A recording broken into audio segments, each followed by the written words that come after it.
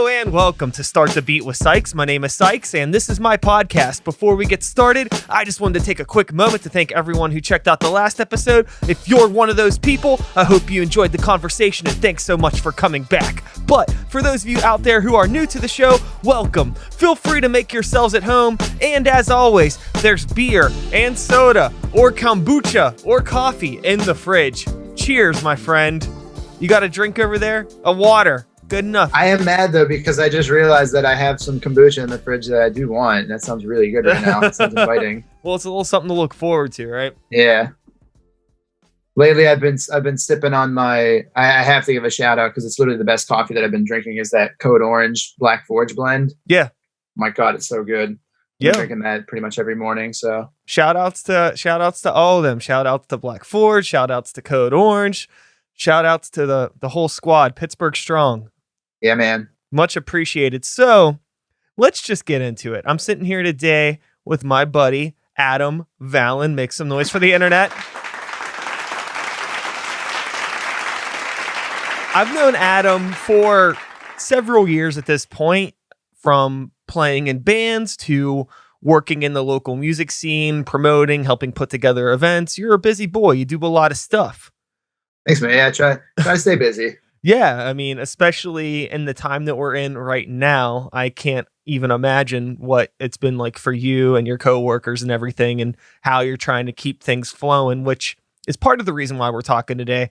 I've been wanting to sit down with Adam and get you on the show for a while. We've talked about it, but now unfortunately seemed like a really good time to do it, even though the situation is not optimal. I think there is some insight that you may be able to offer some people that are curious about what's going on, since you are still behind the curtain probably on a daily basis, whereas a lot of people were kind of super disconnected and not knowing what's going on in terms of the future of live music or just the entertainment industry in general. So what is going on, Adam?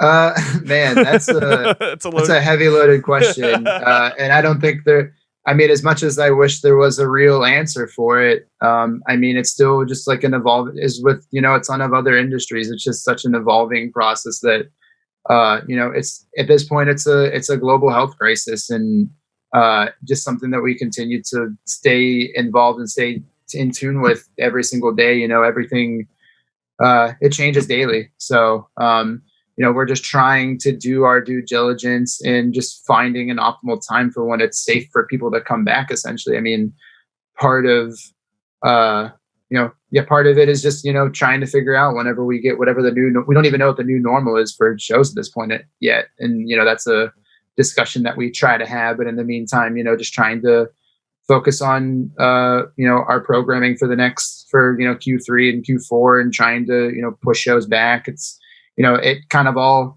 it's so hard to imagine that, March 10th hit in the span of like 3 days. We kind of went from having a month in April, which was like our busiest month of the year for some reason. We were having like upwards of 60 to 70 shows. Those just all, got put by the wayside and had to start rescheduling everything. And when we started realizing how, critical of an impact this would have on the industry as a whole. I mean, the live music industry, essentially was one of the first businesses to get shut down from all this. So we've just been, trying to figure out, how we can play our part and, do our due diligence and making sure that we can bring back a safe environment for customers whenever this comes back. So, yeah. And for anybody that doesn't know, Adam, you work for Drusky Entertainment, which the marketing manager for Drusky Entertainment. What was that? The monkey manager? Would you say? We're a relatively small company, so I wear a ton of hats within the Drusky Entertainment sphere, but the primary role is marketing manager. Super, super, super, super cool and stressful, I imagine.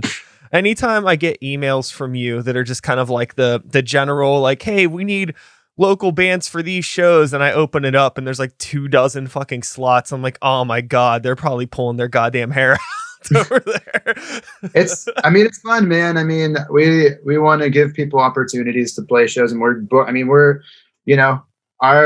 I don't want to say philosophy, but we try to program as much as we can. If there's a day in the week where we can put a show, we want to have it. I mean, we try to curate live entertainment in Pittsburgh, as with, a ton of other great promoters in the town. So Yeah. And, there's a lot to get into in terms of, the role that Drusky Entertainment plays along with other promoters in terms of the local music scene. I'm mhm. sure you wouldn't be surprised to hear that, whenever names such as Drusky or Opus One get brought up in some local circles, there are people that are kind of like, fuck them, pay to play, blah blah blah, and it's kind of a headache. And I'm always trying to shut down those views because I get where they're coming from, but it usually tends to be kind of like an inexperience or just a jaded sort of thing. As Mhm. somebody in your position that came from playing in bands to working in this world, how did you feel about the promotion business prior to getting into doing it, and how do you feel now about it? Yeah, man. I mean, yeah, I was just going to bring that up. You nailed it on the head. I mean, uh, I interned for a while, like in my early college years, and during that time is when I really started to become a part of the local music scene. The band I played in, Nevada Color, we had been playing shows, all over the city, and coming from that background first kind of gave me an appreciation of the nitty gritty and like the hustle that bands show whenever they're trying to get their name out there, and really bringing that over to the promoter world. I really wanted to try and build that advocacy for upcoming bands to fruition, and help give bands a stage to play on, no matter how big, how small. Try and help get them in front of an audience. Whenever I heard about like pay to play methodology, and none of that really sat well with me at all. I don't think artists should have to financially suffer just to get on a stage. I don't think that's kind of, a little ludicrous, but, really wanted to try and help build, a stage and a voice for artists so that they can, have their bands on a stage, and, playing in front of, for national headliners, whether those are developing acts, if we can get them on stage with, B and C list artists. I'd love to try and build opportunities for artists, especially ones that are, showing that they're hardworking enough to want to, push their name out there. Yeah, I think that the key in that is hardworking. Hmm. And in my experience, it's very common when talking with people in bands who are very much like, oh, I don't want to fucking have to sell tickets to play a show. It's like, okay, but do you ever push any shows that you play at all? It tends to Yeah. be that those people are people that don't push. You don't see them ever out there grinding on anything, even if it's a show where they don't have tickets. You don't see them posting about it or talking about it, and then they complain that nobody comes to the shows. Yeah. I mean, it's hard from a promoter aspect too. I mean, like you got to consider, like we operate as a business, and it's hard on a trust basis. If a band comes to us and says they don't want to do it, and we've never heard of them before, how are we supposed to build that kind of relationship off of, just simple, like somebody said that I can do this, or, it's, we the hard work goes a long way. I mean, coming from the Nevada Color end, I mean, yeah, we started out pushing 50 tickets a show. It sucked having to nag our friends over and over again, but the more we did it, the more strategic we were about the shows that we played. Our fan base started growing, and it started becoming more easy to keep pushing the tickets, because we're still giving fans an affordable way to go to the show so they can avoid service fees and whatnot. And also, fans just started organically starting to come to us for, hey, like, we want to buy tickets from you guys. Sure. And I think that just came from, I think part of a hard work ethic was part of it, on top of, we were very adamant about trying to build a big live show and making sure that we were building an experience for fans to want to come back. Mhm. There's multiple facets to the business of an entertainer in a band, but I think hard work ethic is definitely shines through, especially seeing it from the other side. It's I love putting bands. I mean, I love working with bands that are willing to put in the effort for it. I mean, Yeah. it shows. it shows in their live show and it shows in their work ethic. I mean, I think it's pretty reflective. That's what I always try to explain to people that are being stubborn about the ticket thing. It's like, okay, I get it. If you're a band and you've been playing for over a decade and you're still not anywhere and you still have to play these types of shows to get opportunities, sure, you could be burned out on it. You don't have to play them. There's plenty of other opportunities.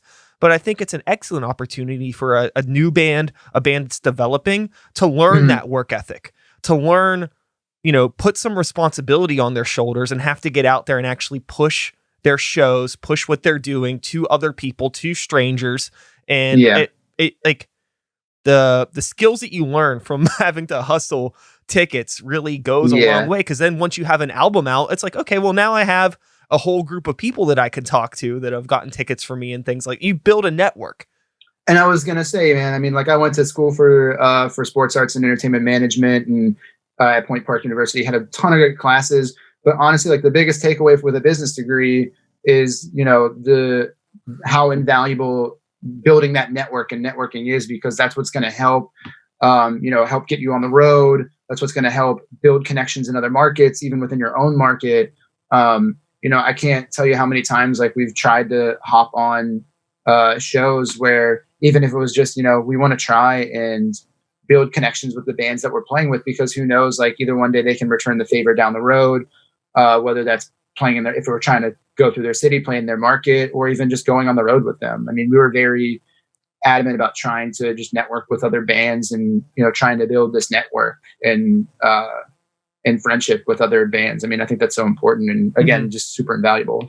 The other thing that I want to bring up regarding the promoter shade that a lot of your type get is, you'll have the argument that it's the promoter's job to fucking promote the show.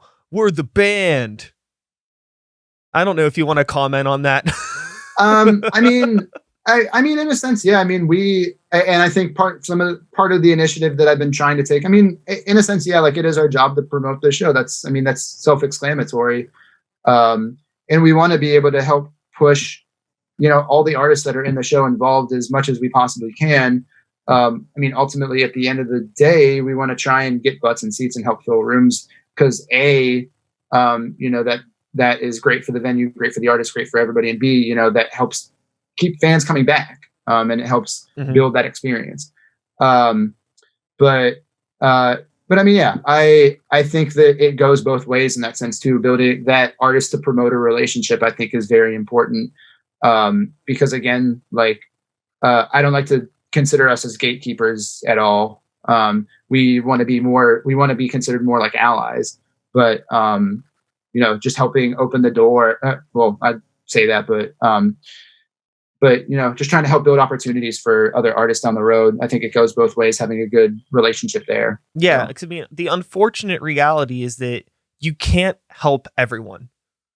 There's just too many. I mean, if I could, trust me, I would. But when you're a company that does 500 shows a year, it's a little tough sometimes. Yeah. So I try to do my due diligence and, try and communicate with as many people as possible. The other thing too is that, nobody has, like, you think that your, 50 tickets that you need to sell is a financial burden. Think about the burden that the promoter has for every single show going on that one day or that week or that year. Like, there's so much financial weight that people like you and the companies that you work for take on. So it's like, of course they want to help promote the shows. They're not just like, fuck it, whatever, give us your ticket money and, who cares what happens to this show? No way. There's much responsibility on your shoulders. It's just such a narrow-minded kind of just like adolescent way to look at it. Like, even if you're a band of like 30 somethings, if you don't understand that, then like you're so disconnected from how business works. And I mean, there's the possibility. I mean, if we're doing, we do a lot of club shows, and if we do a ton during the week and, not like, we have a couple locals on the show that bring 10, 15 people. I mean, we're excited the fact that they're bringing people, but chances are, we might be losing money on that show, even though, everybody else artists are still getting their guarantees. The house is getting paid. I mean, not every show is going to win. So, I mean, we like there are times where we lose on shows, and I mean that's just part of the business. We still want to try and use that as an opportunity to help develop acts and try and give artists a stage. But I mean that happens. That's just part of the business, I think. So in the current pandemic, have you found any peace? Was there any maybe like kind of even the slightest sigh of relief, like, oh, I don't have to deal with this bullshit for at least a few weeks? Or I think not.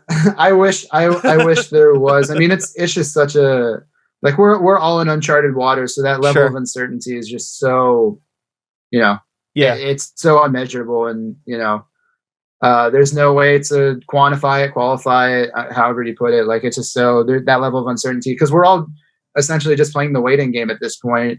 Now while we're still reworking all of our like shows that we have on the books now and trying to reschedule that, there's now the the talks of reopening, and now that we have a kind of a guideline of when we can do that, how to safely do that. And there is no rule book at this point. There is no, we're all kind of open to interpretation and ideas at this point, and, trying to communicate with amongst one another just to try and figure out how we can, build a quote like new normal, which is, what the industry is talking about now.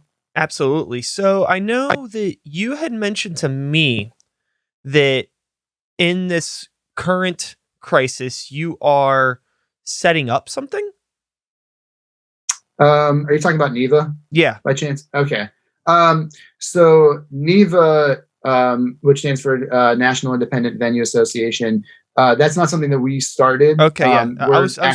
We're active members for, but it is it's an organization of about 1,200 existing independent venues and promoters across the nation that are basically, utilizing their collective efforts to lobby in DC and help raise awareness and general funding for independent venues and promoters because, at this time, most venues are shuttered and will continue to stay shuttered for the inevitable for the foreseeable future, potentially up to 10 weeks in PA once we hit yellow phase is what it is here, but it's different per state. And even still, there's severe capacity limitations whenever we're all able to open. So it's still going to, be hard to keep business. There's not going to be a business as usual, so to say, until there is some sort of vaccine. So NEVA is kind of just an outlet there to help independent venues and promoters as allies and as independents. Do you know off the top of your head, like where people can find out more information about that? Yes, so I think it's NIVA, NIVASOC.org is the website for NIVA. There are for the general public, there are opportunities where people can sign, where people can write to their Congress people to let their voices be known about the independent venues that are being affected from this and how they can help. And basically, NIVA's mission statement and what they stand for. So super cool. So has there been any sort of like talk between you and your coworkers or maybe just other people that you're talking to in the scene about like how you think things are going to be once we start phasing things back in? I mean, yeah. Sorry, go ahead. I was going to say, cause I mean, like I can assume definitely, like maybe a limited capacity, maybe like a shorter time frame too on shows, maybe kind of like a limit to when things can be open. I think it'll be sort of interesting to see if we have like, like, oh, like this is a, 50 cap show, ends at 8 p.m. can only have two bands, like that sort of thing. Man, what a world if that happens. I don't know. I mean, I think venues and promoters are definitely talking, just in the sense of, I mean, I think the industry as a whole is kind of, we're all unified by this. This is an ecosystem. Everything that happens because of this affects one another, whether it's the venue staying shuttered, which, prohibits artists from playing on their stages. And, there's a bunch of independently contracted workers that are out of work because of this. I mean, there's so many moving pieces that people don't consider when it comes to this, but, we're all, I think we're all talking in that sense as far as like whenever there is an inevitable reopening. Like I said, for Pennsylvania, what I read from the governor's office is that once we reach the yellow phase, venue, concert halls, basically like everything else that isn't like any kind of retail, like sporting arenas, concert halls, those start to go back into business 10 weeks, I think, after the yellow phase is what I saw. Which, I mean, anything that sets us back, or any kind of potential, health outbreak or so to say, could set us back. But it's just crazy. There's so many variables that go into it. It's like, have you ever been at Kennywood or a theme park when it starts thundering and they can't open up the rides if there's like thunder strikes, they have to wait like 15 minutes without it thundering again? It's like we're in that phase right now. Like we're just hoping the thunder doesn't hit again. That's a perfect analogy. It's exactly what it feels like. I'm just trying to get on the fucking Thunderbolt. I want to ride, bro. I want to ride. So with one thing, I want to note that it is May 6th when we are recording this. I'm going to try to upload this as soon as possible. Okay. But with the way everything's going, who knows, in the next 24 hours, things could completely change. And half the things that we're talking about can be irrelevant. So whenever this goes up, I want people to know it is May 6th at time of recording this. Then the next thing I want to talk about regarding moving forward with shows, do you see the potential for a price increase on things when things open back up? I don't think that I am in a position really to know that for sure. I don't think there will. I don't think there will be. Like, even if it's not necessarily on part of the promoters, like maybe the venues. I don't know. I guess it's hard to say, right? It's really hard to say. I mean, everybody's kind of going through the same financial crisis at this point. And considering that, we have people that are still struggling to get unemployment. Money. People are holding onto their money tight now, I think. And it's going to be hard to justify trying to, spike prices, whether it's for venues, whether it's for patrons. I just don't see that happening. With that being said, I'd be curious if we could potentially see like an ease on some prices, because there's already been people that were saying that shit was too expensive before the lockdown.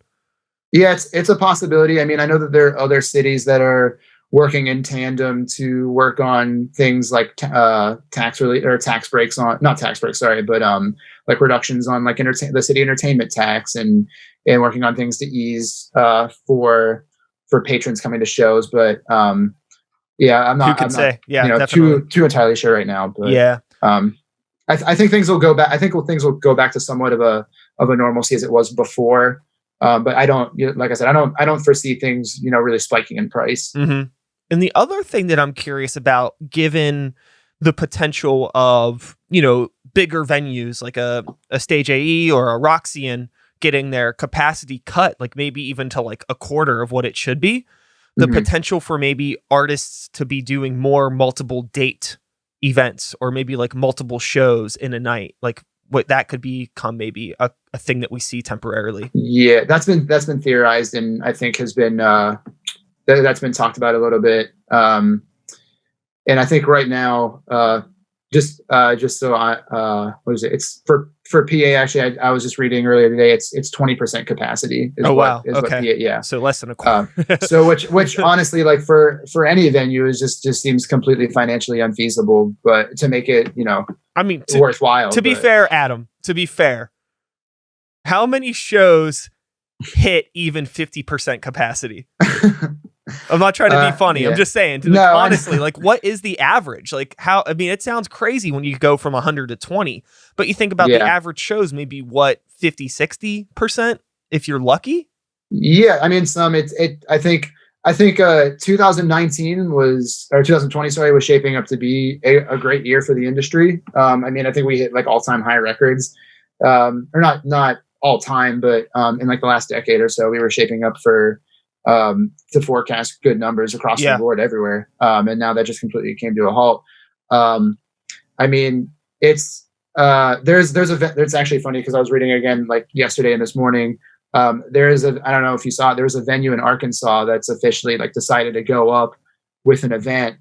Yeah, I read about that. I wasn't sure how like true it was. It's like I have such a It's hard. no, it's on. I think it's on. It's up and it's on sale, and it looks really. It's an 1,100 cap theater in Arkansas that just cut down to about 266 Okay. capacity. They're selling seats in sections that they remain socially distant and 6 feet apart. And it's in a, but the difference is it's in a seated environment. Not a general admission's a whole different Mhm. ball game that we haven't even addressed yet.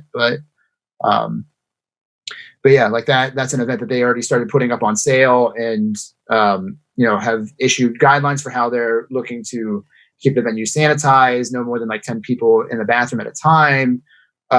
Just like that's the first look at a venue that's really decided to go up for it, Yeah. aside from anybody else that's attempted to do like the drive-in concerts or um, live streaming or things like that, just other alternatives for live entertainment. Yeah. In terms of you just as a consumer of music and live entertainment, have you been enjoying seeing the live streams, or are you kind of burned out on everyone going live?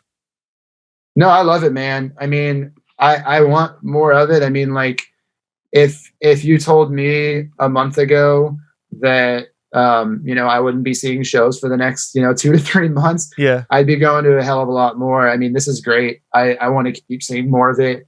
I love that bands are using their time proactively to whether it's archival footage, whether it's just playing a couple songs here and there. I mean, my girlfriend and I went live, did a Facebook Live a couple weeks ago just to uh, play some songs for like our university's record label, and it was great. I mean, just like that joy of giving that, trying to Mhm. give somewhat of a live experience and a getaway from all the crazy has just been great so Yeah. far. So I want to see more of it. The first week, I will admit, I got really burned out because it felt like there was just so much. And I was like, Yeah, it's too much. It's just too much. But I have like dumb pet peeves about like really unimportant stuff.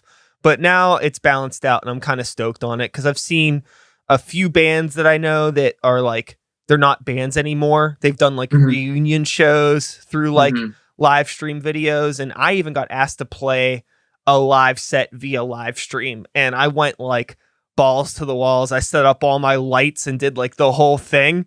And honestly, about halfway through, I forgot that I was just like rapping in front of a camera. I kind of remember as I was like, I got like so into it and lost and hadn't had that feeling in a while that I was like, this right. really didn't feel all of that different. And then like I looked at the end of the live stream and it was like, oh, there was like 50 something people in here. I was like, that's better than a Yeah, lot of shows I play. same way, man. I mean, like staring in front of a computer is weird, but like after a while, you kind of got lost in it, and the adrenaline of like actually just playing the music is just great. Um, yeah, I mean, and I think at this point too, I think that you'll only start to see the level of production, I think, go up, because like some things that people were talking about are, whenever businesses go back up back into business, I mean, venues can open up again. I do think that there's going to be the potential.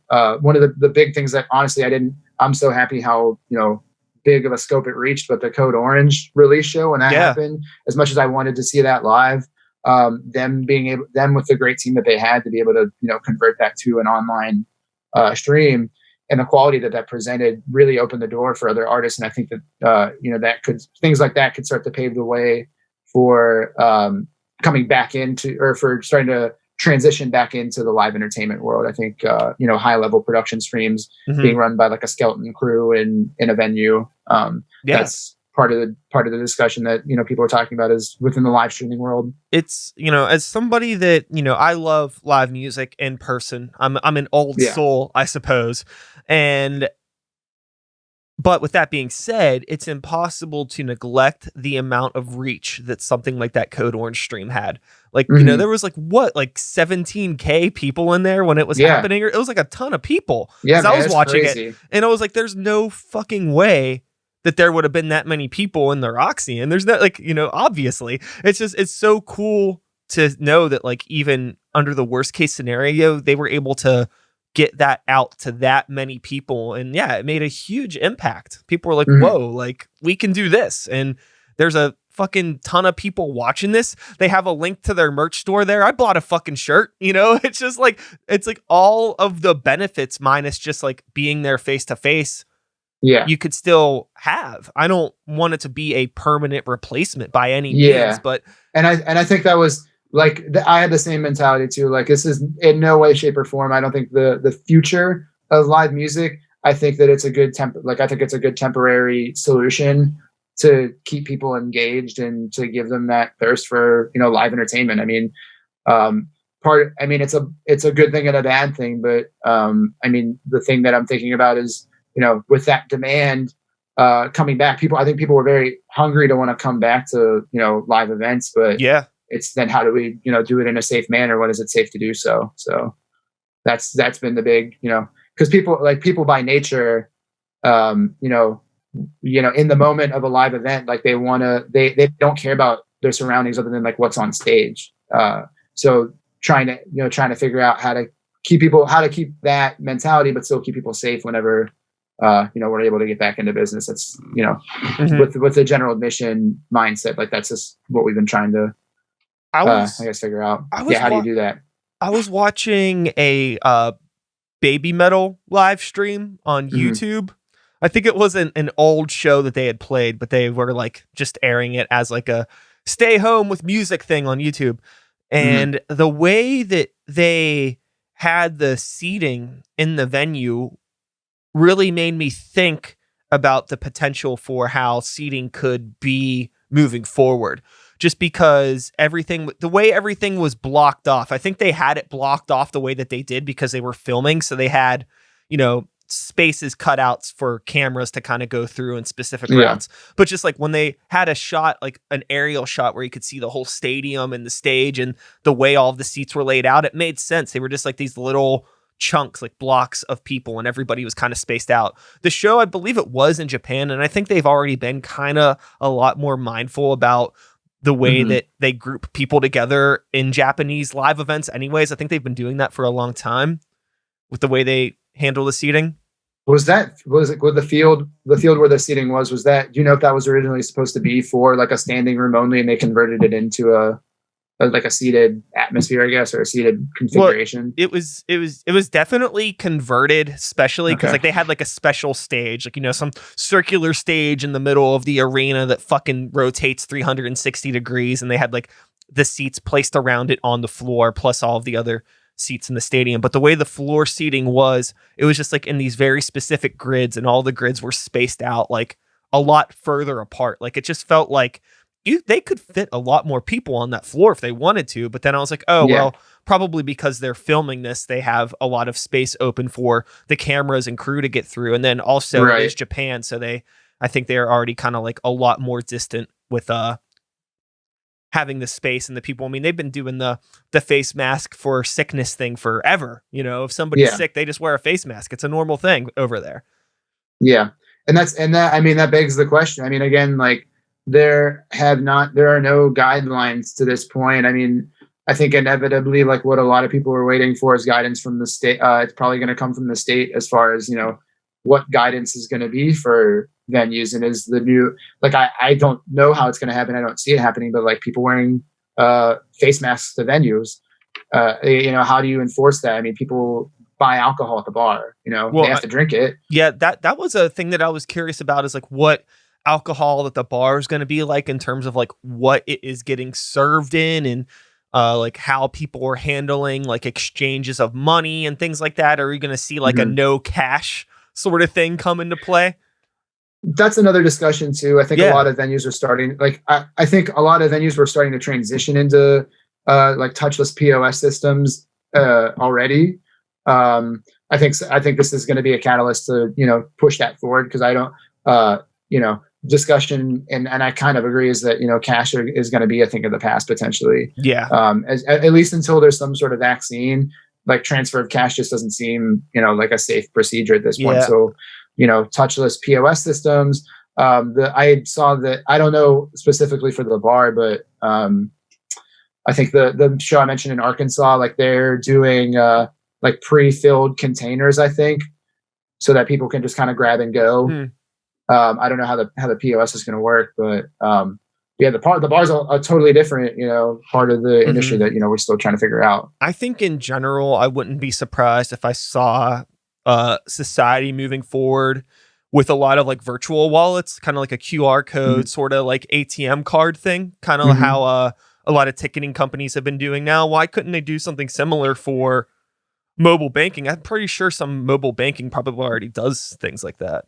I think so. Well, yeah, I mean, there's like Apple Wallet. Like I use my Yeah, yeah, yeah. not Apple Wallet, but like I touch as I go or whatever, just to try and avoid using cash at this point. Yeah. For the bar, going back to the bar though, I mean, like honestly, one of the best. I mean, for me personally, one of the best experiences I ever had. I went to this place called the Anthem in Washington D.C. It's like a newer like 5,000 cap club there, and they had a cashless tab system. Essentially, it was this company called Ruam, and what you did was you logged into the app. You found you checked into the location that you were at that had the bar that was activated on the app, and it would start you a virtual tab. And basically, what you would do is you would go up to the bar. Tell the bartender what you want. You show them they assign you a number for your tab. You show the bartender what number your tab is, and they assign that drink to your tab. And essentially, you can just check out on your phone. That's super cool. Which was really cool. I mean, decreased lines for bars. I didn't have to wait, and I didn't have to wait more than probably 3 minutes for a drink, which like I don't mind regardless. But it was just like such a seamless process. It was easy to get a drink, and then checking out. If for some reason like you forget to check out, it automatically cashes you out at the end of the night. So it automatically pays that tab at the end of the night with the option to tip. So I remember, man, I guess it was a while ago. It may have been almost 7 years ago. The last time Paramore played here, they played out at KeyBank, and they had a mobile app with their merch on it where you could like look at the merch, order your merch, get a number, and then just walk up to any of the merch booths with your number and pick up your merch. I wonder if that's going to start getting adapted here soon too with that. So like, every aspect of the live entertainment experience is probably going to change from, going to the bathroom to going to the bar to buying merch to, at least until we have some sort of, new normal. I don't know. Like but that is, I wasn't aware of that, but that was a long time ago. Like I thought that was like, that's crazy to think about how long ago that was. But I was like, this makes sense because you see all these huge lines of people trying to like, squint with their eyes to see what they have. But it's like, you could just look on your phone in between bands, order the stuff, and then pick it up on your way out. Yeah. I mean, like 7 years ago, like, yeah, that's freaking cool, man. Yeah. That's still cool. I think that's still cool today. It just makes it so much. It makes it easier for the consumer, and, B, just makes it, nice and organized for the band. That's definitely some big operation shit. I feel like you got to have a lot of inventory to manage that. I don't think anybody's going to be doing that at the Smiling Moose or anything, but it's something to consider for sure. I don't know if you're familiar with the Pear and the Pickle, the cafe that's up by my house. I love the Pear and the Pickle. I just took my girlfriend Hannah there for the first time, like right before quarantine. Dude, it's so good. It's like that sandwich is unreal. Yeah, that place rules. I love it to death. It's right down the street from my house, and they just opened back up today for takeout only. Good to know. So I went down. I called ahead, put in my order, and then I went down, and they have the whole entire inside of the place reconfigured. They have the register with like a big plexiglass thing, and you handle your own payment. And then they have your order ready to pick up on the other side. Like there's like one door specifically for the entrance and another specifically for the exit. So it's like keeps everybody flowing through, and they have everything marked off with like your social distancing spots. And like, I was like, this is a little weird, but also it doesn't feel that much different. No, it doesn't. I think restaurants have been doing a great job adapting to it. And if anything, it's been great. I think it's been great for this whole takeout business. I would like to imagine has been good for them. I mean, I talked to the Smiling Moose the other day, and they're slammed with orders because people are just looking to take out. And they're honestly, like, for me, one of my favorite spots to eat in the South Side. Yeah. I feel like nobody really knows that they serve food sometimes. I mean, it's awesome. Oh, and, yeah. They've been, so, I mean, restaurants have been doing a great job at adapting and adjusting to the change. I think. Yeah, I haven't had a bad experience, and to that point, also, if people are looking to order from the restaurant, order directly from, because I've been like reading the like the GrubHub takes and everything from that. I've been trying to like call in directly to restaurants and trying to pick up. Are you talking about like the Yelp GrubHub thing? Yeah, like I read a report how like GrubHub takes like 40% of like 40 to 45% of sales or something like that. Yeah. From like an actual order. So if you can just like order from the restaurant themselves. Yeah. Did you hear like how they're doing that? No. So the way that it's working, it's because Yelp owns GrubHub or vice versa. They're the same company now. And if you go on to Yelp, for example, to get the phone number for a restaurant to call, there will be a thing that says like, place an order or ask a question. And there are two buttons, right? And they're connected to two different phone numbers. The ask a general questions connected to the actual restaurant's, like the actual restaurant's phone number. The place an order is connected to a phone number that GrubHub owns. And all that phone number does is redirect to the restaurant's phone.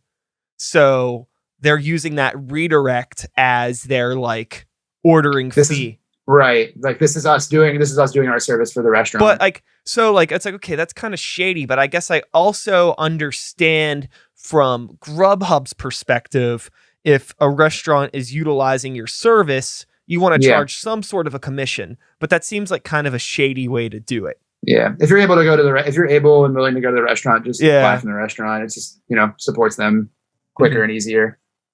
So in the quarantine, Adam, aside from eating out, have you done any sort of home cooking? Are you brushing up your chops? Are you much of a chef? Chef Dude, Adam? I love cooking, man. I think lately I've just been a little lazy at times, where takeout's the easy alternative. Yeah.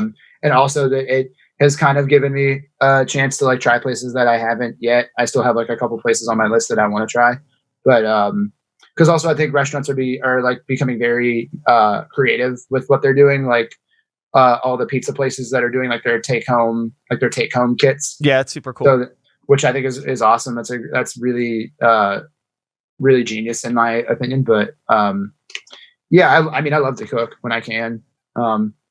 You name it, I'll make it. I've been cooking a lot of tofu. I like to cook a lot of tofu. Okay. Which has been fun to kind of experiment with. Yeah, it's a good thing to learn because it's fucking hard to work with at first, but once you figure it out, you can make some pretty cool stuff with it. Yeah, man. All you do, I mean, what I love to do is because it's weird. Like the first time, like I hadn't had tofu up until like a couple of years ago, and I went to Mad Mex and had their like Pennsylvania fried tofu, which was like the best thing that I've ever had. I love it. And I've been trying to like find a way to recreate that. So I've just been, I just fried tofu and, put it in different things. I've been making like spring roll or summer rolls and stuff with like rice paper wraps and trying to experiment around. You doing anything else in your time off? Any other hobbies or anything? I just tried to make wine for the first time yesterday. Oh yeah. Yeah. My girlfriend and I just celebrated our 4th anniversary, and I just got a make your own wine kit. And we started making our own wine. So, hell yeah. How long is that supposed to take? About like a month or so. Okay. We just added the yeast in yesterday, and it's fermenting now for about 2 weeks. We're doing like a Chardonnay. Gonna try that out, see how it goes. But no, I've just been like kind of usual, like trying to binge shows. But I've been really trying to stay like physically as physically and mentally active as I can. I mean, like we try to go out and walk every day if we can. Yeah. And, get some sort of physical normalcy going and some sort of routine going, just to so we don't go crazy. Sure. But yeah. I'm trying. What about you, man? What have you been doing? What have you been up to? Same old. Just podcasting, working on 3 albums. Well, actually 2, because Grey Walker kind of got put to a 110% halt as a result of all of this. Yeah. But working on the new Sykes and New Violence album, and I have another project that I've been working on. So I'm working on that stuff and cooking at the house and still like, doing some work related things from home and just trying to stay on top of everything because I don't want to be put in a position once we get back to normal. And it's like, I don't feel like it. I'm so worried that there's going to be a large demographic of people that even when things are back to normal, they're going to be kind of comfy in the nothing. Yeah. That's what I mean. Yeah. Like I try not to think of like this as a vacation because it's not. I mean, like from a business perspective, we're fighting to stay open, So every day is a mental activity just to try and stay out of that. Like, I could just do nothing and, play Fortnite all day and, eat Cheetos and watch Netflix all day. That can't be the mentality, for me at least, because I feel like I'm just always mentally active. But yeah. So I know I keep seeing like some, not a lot, but I've seen some shows being announced for like September and maybe a couple in August. Do you think that is realistic? I mean, again, we're really just trying to take it day by day. There's really no, set schedule, so to say. I mean, what we've been doing is like inevitably, like if it becomes an impacted event, we always want to try and reschedule it.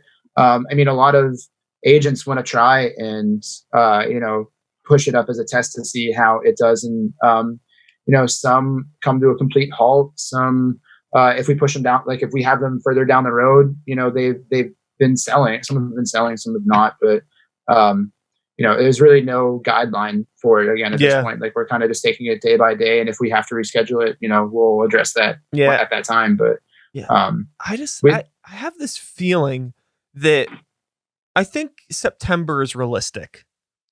And I have this feeling that once things kind of get rolling and back on a normal track, it's going to feel a lot normal. It's going to feel normal quicker than I think people are expecting. That's my prediction.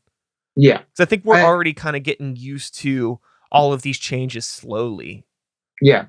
And I think, I mean, that's the way that it's going to have to happen is it's going to have to be a gradual process to roll back into some sort of normalcy. I mean, again, like, when we get back into shows, there's going to be a quote unquote new normal, but we don't know what that is just yet. And until realistically, I think until there's some sort of, mass produced vaccine that people are able to get their hands on. I mean, I don't think we're going to really see an old normal, so to say. But I think we'll be able to adjust to a new normal gradually over time. Mm-hmm.